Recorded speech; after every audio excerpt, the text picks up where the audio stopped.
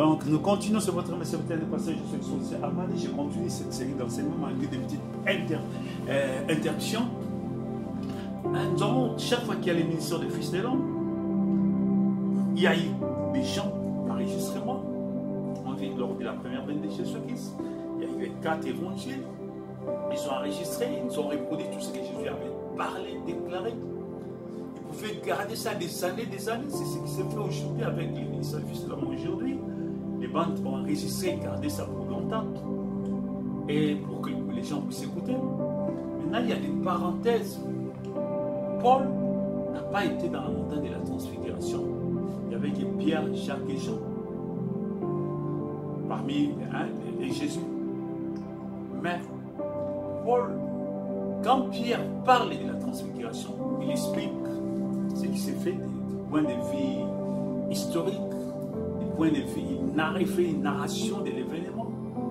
Ça veut dire, il explique l'événement, il dégage la gloire qui a été révélée là-dedans. Mais quand Paul, qui n'a pas assisté là, il parle de ça, il nous parle du mystère caché qui était là-dedans.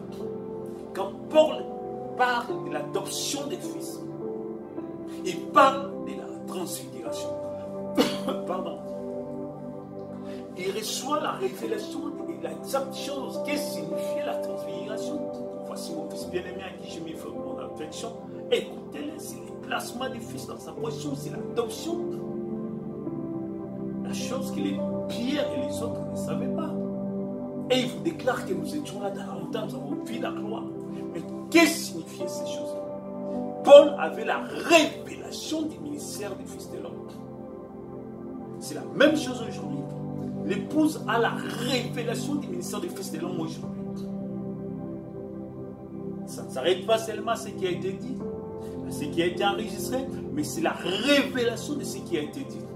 Parce que Dieu parle toujours en parabole, il cache toujours des choses afin que les Saint-Esprit de Dieu, à travers l'épouse, dans les seins de l'épouse, puisse révéler les mystères dans les cœurs ouverts, les cœurs prédestinés. Et c'est là où il y a le salut. Le salut se cache dans la révélation de ce qui a été dit. Apocalypse 3, 21 nous révèle qui était Genèse 1, 26. Genèse 1, 21 était assis sur le trône. Dans Apocalypse 3, 21, ça veut dire qu'Adam était assis sur le trône. À celui qui vaincra, je le ferai asseoir sur mon trône, comme moi j'ai vaincu, je suis assis sur le trône de mon Père. Il va régner comme Adam régnait dans les jardins d'Éden. Il aura l'autorité suprême sur toute la création. C'est la grandeur, les champs d'action de son action.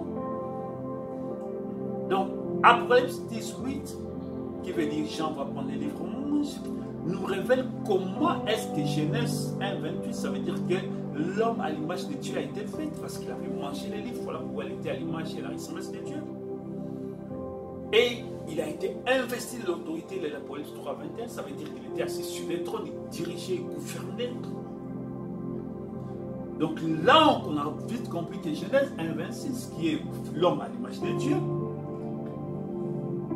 était la royauté. C'était Apocalypse 3, 21, ça veut dire le roi. L'homme à l'image de Dieu, c'est la royauté, c'est le roi.